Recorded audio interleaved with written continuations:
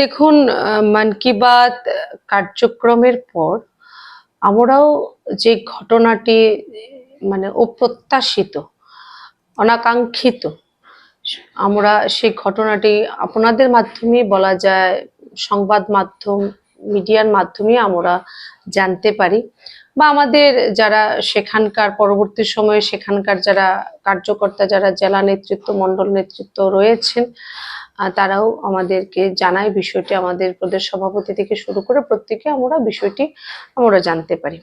প্রথমত বিষয় হলো, দেখুন, মন কি বাত যেখানে আমরা ভারতবর্ষের প্রধানমন্ত্রী নরেন্দ্র মোদীজির কণ্ঠস্বর প্রতি মাসের শেষ রবিবার আমরা এ দেশ, এই জাতি সকলে আমরা শুনতে পাই, এবং 124তম সংস্করণ আজ ছিল, মানে তার আগে 123টি সংস্করণ আমরা প্রত্যেকে মিলে আমরা শুনেছি। মন কি বাত শুধুমাত্র আজ যে ভারতবর্ষের ভৌগোলিক সীমানার মধ্যে সীমাবদ্ধ রয়েছে তা নয়, কিন্তু আজ সেটা ভারতবর্ষের ভৌগোলিক সীমা ক্রস করে সেটা কিন্তু বিশ্বব্যাপী আজ এটা সম্প্রচারিত হয়, এবং যেখানে বলা যায় মন কি বাত আজ এক গভীর সংযোগের কেন্দ্রবিন্দু হয়েছে জনসাধারণ এবং প্রধানমন্ত্রী নরেন্দ্র মোদীজির মধ্যে, যেখানে আমরা উন্নত ভারতের কথা, মোদীজির যে ধ্যান ধারণা সেটা আমরা দেখতে পাই, শুনতে পাই। এবং মন কি বাতের মাধ্যমে ভারতবর্ষের প্রধানমন্ত্রী নরেন্দ্র মোদীজি গোটা দেশকে, দেশের মানুষকে, এরকম লাখ লাখ কোটি কোটি মানুষকে উনি অনুপ্রাণিত করে থাকেন। তো এই ধরনের যে কার্যক্রমটি বলা যায় যে অরাজনৈতিক সম্পূর্ণভাবে, কারণ আমরা, আপনারা প্রত্যেক মাসে নিশ্চয়ই লক্ষ্য করেন যে আমরাও সেটা শুনি, আগ্রহের সঙ্গে শুনি। সেখানে দেখবেন শুধুমাত্র যে আমরা ভারতীয় জনতা পার্টির কার্যকর্তারাই শুনছি সেরকম কিন্তু নয়। আজ সেখানে প্রত্যেক দলের এবং প্রত্যেক যারা রাজনীতির সঙ্গে যুক্ত নন তারাও কিন্তু সেই মন কি বাত কার্যক্রমে তারাও সামিল হচ্ছেন, উপস্থিত হচ্ছেন এবং শুনছেন। এবং এরকম একটি কার্যক্রমে বিঘ্ন ঘটাবে অন্য কোনো রাজনৈতিক দল, সেটা মানে এটা আমাদের ধ্যান ধারণার, সত্যি বলবো সেটা বাইরে, অত্যন্ত নিন্দনীয় বিষয় হয়েছে। মানে এটা দুঃখ প্রকাশ যদি করিও সেটা মনে হয় আজকে এই দিনে খুব কম পড়বে আমার মনে হয়। তো এখন বিষয় হলো ঘটনার সঙ্গে কারা জড়িত। দেখুন, মিডিয়ার মাধ্যমে আমরা জেনেছি, এখানে উঠে আসছে বারবার আমাদের শরিক দল তিপ্রামথার কথা। এটা আমার খুব সোজা সাপটা বিষয়।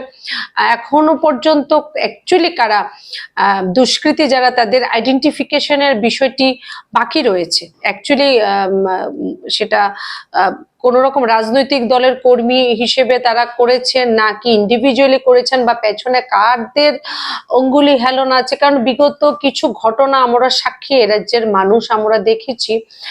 ধরুন 2018 সালের পর বিভিন্ন শরিক দলের নাম করে সিপিএম থেকে কমিউনিস্ট থেকে এরকম অনেক যারা ত্রাস ছিল, লাল ত্রাস, লাল সন্ত্রাসের যারা দীর্ঘ 25 বছর 35 বছর এই রাজ্যে ছিল, তারাও অনেকটা অন্য রাজনৈতিক দল গায়ে মাখিয়ে কিন্তু এরকম ভারতীয় জনতা পার্টির কার্যকর্তাদের উপর তারা বিভিন্ন সময় বিভিন্ন রকম আক্রমণ করার চেষ্টা করেছেন বা করেছেন। অনেক ঘটনা রয়েছে। তবে আমি বলবো, যদি সত্যি কোন তিপ্রামথার নাম যেহেতু আসছে, আমি দেখেছি তিপ্রামথার যিনি সুপ্রিমো, আমি অনেকবার দেখেছি ওনার, আমাদের ভারতবর্ষের প্রধানমন্ত্রীজির প্রতি ওনার অনেক আস্থা, অনেক বিশ্বাস। উনি অনেক বক্তব্যে ওনার, প্রধানমন্ত্রীজি নরেন্দ্র মোদীজির যে উন্নত বিচার উনি রেখেছেন, উনি বলেন, ভাষণেও বলেন।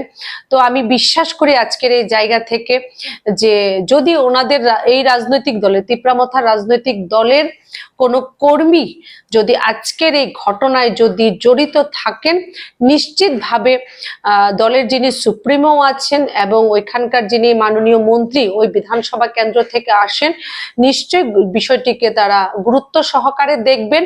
এবং আমরা পার্টি হিসেবে আমার বিশ্বাস যে যারা আজকের এই ঘটনায় যারা দোষী, যারা জড়িত রয়েছেন, আইনের আওতায় এনে তাদেরকে শাস্তির যে বিধান, এই ঘটনার জন্য, এই ক্রাইমের জন্য শাস্তির এটা ক্রাইম বলবো না, এটা অনেক বড় পাপ হয়েছে। কারণ দেখুন, প্রধানমন্ত্রী, আমি আবারও রিপিট করছি, কোন রকম রাজনৈতিক দলের উনি নন, উনি ভারতবর্ষের প্রধানমন্ত্রী। উনার যে অধিষ্ঠান, সে অধিষ্ঠানের মন কি বাতের কার্যক্রমের মধ্যে ব্যাহত করা, ওটা এই কার্যক্রমে গিয়ে আক্রমণ বা এই ধরনের ঘটনা সংঘটিত করা মানে ভারতবর্ষের যে প্রধানমন্ত্রীর পদ যেটা আছে, গরিমা, সেটার সেই অধিষ্ঠানের উপরও আক্রমণ করা অনেকটা আমি বলবো সমান। তো নিশ্চিতভাবে এই ঘটনাটি আমাদের প্রশাসন খুব কঠোর ভাবে দেখবে এবং দেখা হচ্ছে। আমি জানি, আমি শুনেছি, এবং যাদের কোনো রাজনৈতিক দলের নাম যদি এখানে যেহেতু এসেছে, তারাও বিষয়টিকে খুব গুরুত্ব সহকারে দেখবেন। আর সেক্ষেত্রে তাদের পার্টির যে নিয়ম আছে, সেই নিয়ম অনুযায়ী তারাও তাদের পার্টির কর্মীদের বিরুদ্ধে কঠোর থেকে কঠোর ব্যবস্থা নেবেন বলে আমি বিশ্বাস করি।